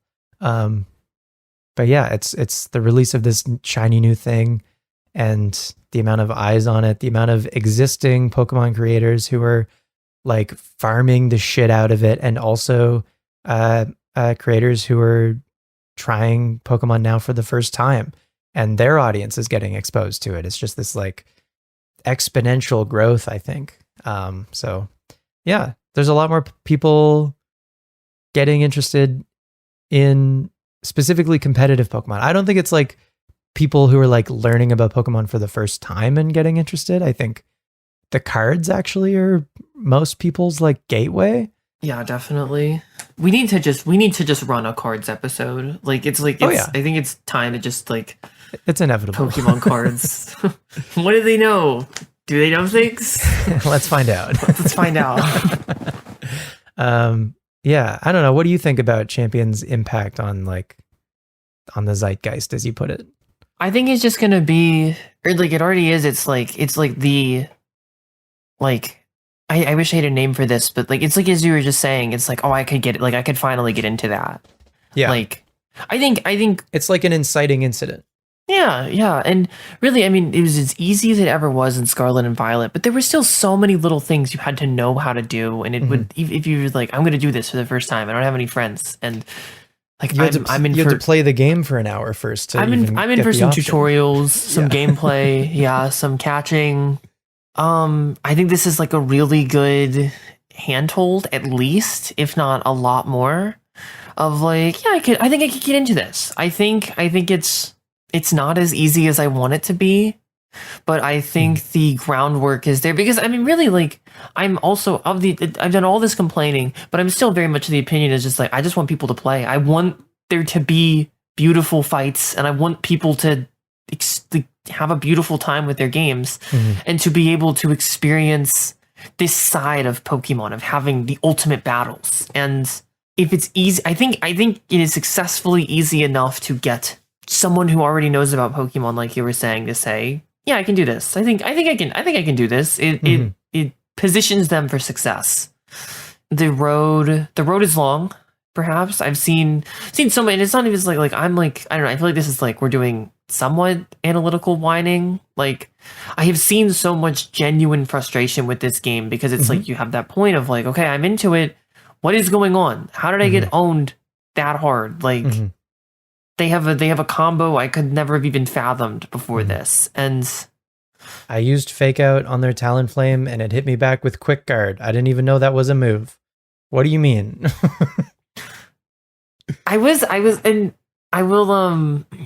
I like specifically, what the fuck is playing, a trick room?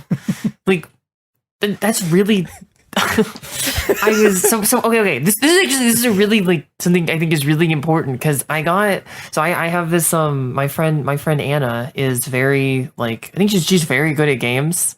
Shout out to Anna, very good at games, but she never doesn't really do Pokemon. I was like, please play Pokemon, please play Pokemon, please play Pokemon. But she's very good at like strategy and like building games and stuff.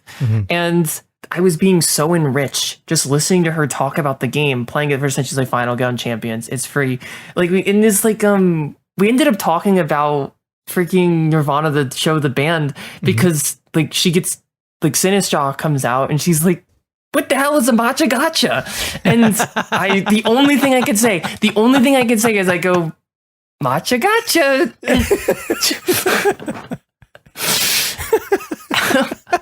And then there was another moment where she was like, "Oh, I'm gonna own this guy. I've got my substitute out. Whimsicott has set up substitute."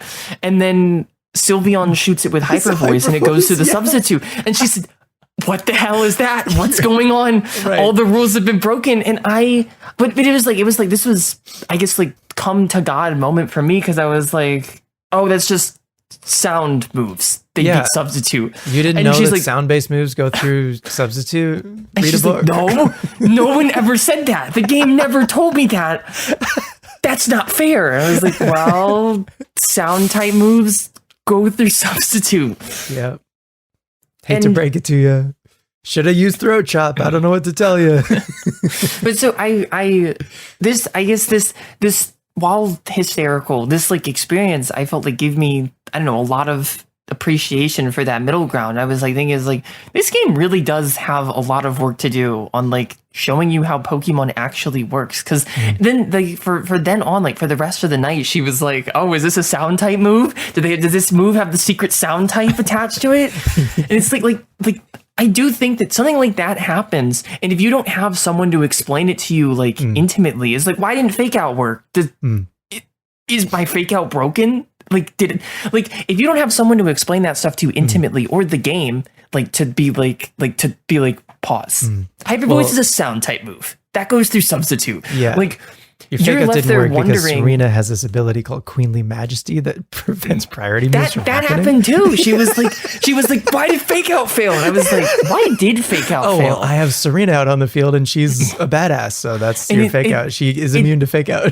It took me a couple minutes. I was like, oh, that guy has Farigiraf, and she's like, okay, who cares? Yeah, who cares? Why should I give a shit about a giraffe? I was like, oh, it has armor tail. Still doesn't make any sense. No. So, but this was all like I was like, God, this game, like there are so many big, like they're minute, they're like pieces of minutia, but there are big mechanics that this game has to describe, like it needs to describe to its players. Yeah. Because it's like, if I wasn't here and she or anybody else was like on ladder, it's like, okay, substitute doesn't work anymore, or like the game is broken. It's bugged. Yeah, like, or just in I think the fake out one, like the fake out on one of the priority blocking abilities was like the biggest one, because like for a second I forgot. I was like, right. I don't know.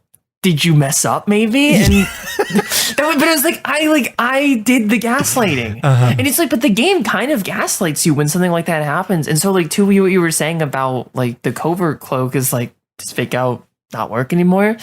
Like I think this game has a lot of describing to do as to this very mechanically rich environment and how it actually works. So I want to see more of that. I really, really want to see that in the game, because I mean, like, it certainly it tells you about hyper voice, but like that one in specific, I was like, that's a really big deal. Does no one tell you that like sound is a property? Like properties, like chestnuts in the game, right? Yes. Like then bullet property. That's important too. Yeah. Well, I do have to give them credit because they have added these like subcategories to moves.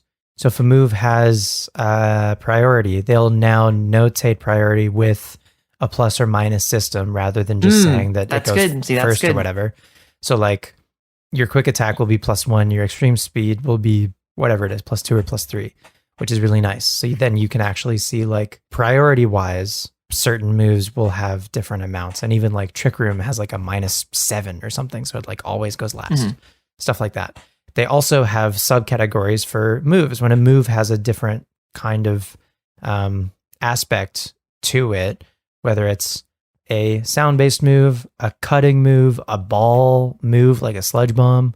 And I think in the description of Bulletproof, it would probably say that like maybe it'll have like the classic like Pokemon description, but then at least in brackets, it'll have like a real world, like this is what this actually means though.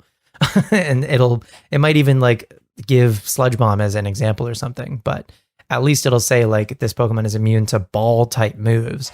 And then when you go to Sludge Bomb, it'll say like a ball type or whatever. So there are improvements insofar as information in that respect. And we talked before about, I think in the competitive episode that we did in the past, about how, you mentioned how like Street Fighter has usage stats, right, on their website for characters, right? It has frame data. It has frame data, okay. Which is really, really useful. Really, extremely really useful information. Champions has usage data, built into champions. I noticed that was extremely helpful when I was like working on Team Tay. I was like, because I never used Slowking before, and I was like, what are people using? I was like, what are people doing with Slowking? Yeah. Slowking Scald is really popular, apparently. Makes sense. It's a Scald user. But yeah, that's really, really helpful. That's really, really good. I think the only thing that I'm like, I guess, missing in this regard is like specifically during battles, when you get surprised with this stuff, like something should just pop up and be like, the substitute was the substitute was bypassed by sound or something. Like, because certain things have that in the game, certain things don't. Like, because bulletproof is a lot better because like bulletproof, like the ability, like sludge bomb fails, a thing slides out on screen. Totally. Yeah. Chespin's bulletproof, block the sludge bomb, and it's like, oh, okay. Where when Hyper Voice goes through substitute, it just happens and there's no explanation. Yeah. And I think that was I didn't know because I was like, did it say anything? Why did Fake Out fail? And she was like, no, it just said the move failed. Yeah. And I was like, okay. Absolutely. That's not good enough. That's not I agree. Like Armor Tail needs to flash on the screen and say no priority moves for you. Absolutely. Some connective tissue would go a long way, I think. But yeah, things are going relatively well, I would say. That whole story was to stay. They got the whole like Picalytics percentages in like built into the game, which is great. Lovely. And it's also like up to date more than like a fan made website would be. Also, I figured that would be the case, and that's really useful. That's really important that like the game is doing live stats. So good on them. Yeah. I like Champions a lot overall. I'm not as compelled to continue playing it the way that I felt. I really wanted to get to Master Ball during that first season, and now that a new season has started and it's reset me all the way back to the bottom, a little less compelled. Experimenting is not as much of an option because of the cost of recruiting Pokemon and then training them and all of that stuff. So I don't feel like I can really experiment with different teams as much. Even if I wanted to use like a replica team from someone like Wolfie or Cybertron or whoever, that would also cost like a decent chunk of VP, assuming again I have the Pokemon already in my limited amount of storage playing totally free to play. I unlocked additional storage by getting to Master Ball, but like base level, you have 30 spaces, which is nothing. And then I think if you get the starter pack, you get an additional 50. So then if you get the starter pack and you also get to Master Ball, you can max out your storage in game to 100. And then I think if you pay for the membership, you can max it to like 1,000 or something ridiculous, but you have like a lot more storage. But anyway, there's like quality of life things behind these paywalls that overall just make me not as interested in playing Champions. I think I will probably check back in with it maybe the next time it has like a format change, like when they bring some more Pokemon into the game and reintroduce some items. Until then, I think I'm just going to be a spectator of Champions, and that's fine. That is fine. I think I am going to continue like my once every 3 days for a few minutes strategy feels like it's working, and I'm going to wring my hands at the game every time I get on there. But it's going to be fine. Like it's fine. I like having a little profile. I like having a little character. I like having a little Droomish in there. She's very cute. And I like having a title and teams and a profile and a ranch and I like a lot of this stuff. It's just the team building is like I think there will probably come a point like ideally it's like you play and play and play and then you have enough VP to do whatever you want. I think like if you play enough. But it was like, as you were saying, also is like a very careful calculus was done to incentivize you to buy as much as possible. Yeah. So I can't not ignore that in my assessment of this game. So I think I'll be using it every so often. However, I will.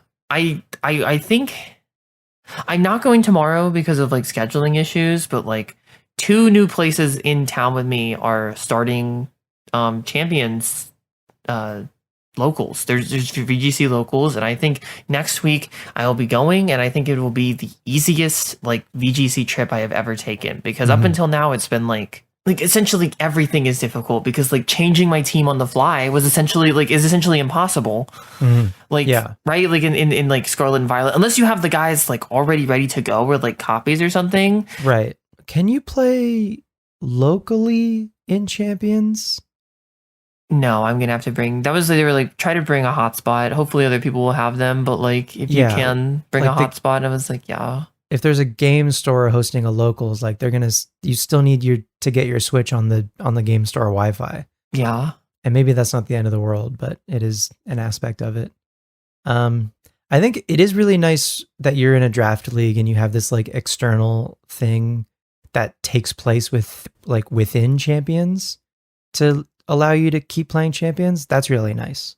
And the fact that it is like it has like a varied selection of Pokemon. It's open team sheet. That just feels like a healthier way to engage with the game competitively. It's also more social. It's with your friends. I think that's really great. So I don't know. Maybe that's the recommendation, is like play this game with your. Who'd have thunk the conclusion really would be play with your friends? I think like just in general, like engage with people. Like go to a local, go to a regional, work on ladder with your friends. Totally. This game I think is infinitely frustrating when it's like locked in a room trying, like, I'm gonna get Master Ball. Not that you did anything wrong. It's like, because getting Master Ball is really, really cool, but it's like maybe the most geared towards frustration recipe with this game is like just tunnel visioning it, when like you could engage with it as a social piece rather than. I mean, I kind of tried to, in a sense, like I made YouTube videos of a handful of the battles on my climb to Master Ball, just like, I don't know, to try to trick myself into like playing with someone else there, you know, like speaking out loud about the decision making during the games and stuff, and having a handful of people like watch those and comment and stuff. It did make it maybe slightly more bearable. That instead of being, I mean, I was still like solo grinding the ladder, but with this like extrinsic pseudo social part to it. But yeah, I don't know. The compulsion isn't there for this season for me, but that's fine. There's other games. I've been reminded recently about the ZA DLC, so maybe it's finally high time I do that, and maybe get myself a Mega Floette for champions. Wow, it all comes full circle. We're going full circle. I want the Mega Floette. I will not be getting that DLC, and I will be playing champions as the mood strikes me, and slowly but surely hatching some Slugmas along the way. Yeah, that's more what I'm going to be doing. That's priority number 1. We got anything else? I feel like we have done champions. We probably, outside of like just like news of the week, I suppose. Like, I don't know. I feel like we're done with this unit. Unless something really big happens, I feel completely satisfied on champions. And I know we've beat this horse pretty significantly, but it's and I hate to be new game, so we did. I hate to be like mostly harsh about it, but I don't know, it's just hard to ignore some of the choices they made. But separate from that, it is I can't lie, like I had a great time, you know, with my like Rain team for a while there. And the game looks great. The game actually, like, I think the 3D models and the move animations are like quite polished, and I think are only going to look even better come Gen 10. So that makes me optimistic, if nothing else. yeah, it's cool. Like it's I think I literally look forward to it. Like it's like it's fine, and I look forward to its future. Like which is not like I didn't feel that way about Scarlet and Violet. Like and like that held true. Like the prediction was like, this sort of sucks and we're gonna deal with it, and it probably won't get a huge amount better, and then it maybe got like 10% better. Like I was never Champions has like the addressing Champions' complete potential would be through a series of very simple to make changes and like continual quality of life updates. Like is that I hope that distinction makes sense, because like for like against fixing Scarlet and Violet, or like fixing BDSP even more so, is like would require changes like, that I could never imagine them doing in 100 years. Right. And foundational level changes. Yeah, foundational. Like the base, the foundation is good. I'll say that. The foundation is good. Let's keep making this better, guys. And yeah, I think that's us on Champions. That's all we got for you this time on Petalburg Woods. Next time, I don't know what we're gonna do. It's gonna be awesome. You should listen. You should share the episode with 99 of your closest friends and tell them to share it with 99 of their closest friends. It's going to be that good, okay? Whatever we do. Because we're Petalburg strong. Until then, you can find us outside of the forest. I'm on YouTube, famously, Droomish, and we're both on Twitch, at Droomish _ and at Capreo _. Big streams. Big stuff on the way, as the college DJs always say. Let us know what you thought of the show by leaving a review. And if you are watching us on YouTube, do all the good YouTube stuff. Like the video, quick, subscribe. Quick. Comment. before it's too late. What are we commenting today? I mean, this, like, we're so awesome. What do I even say? You're so awesome. We're so awesome. What a great episode. Yeah. Don't give up the fight. I think that's like the Halo thing, maybe. Finish the fight. When I was in college, a guy got me a cameo from that voice actor. No way. And he was like, and Droomish, never forget, finish the fight, poggers. And that was my everything for like a week. Was awesome. The voice of Master Chief saying finish the fight, poggers.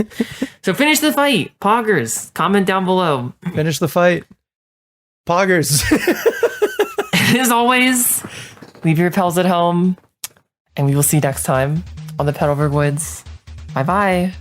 Poggers.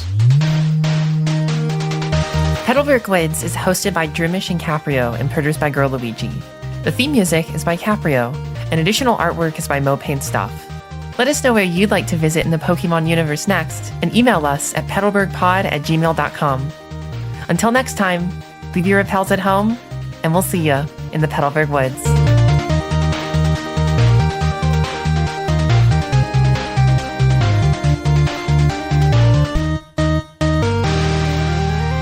Also, we're filmed in front of a live studio audience, just by the way.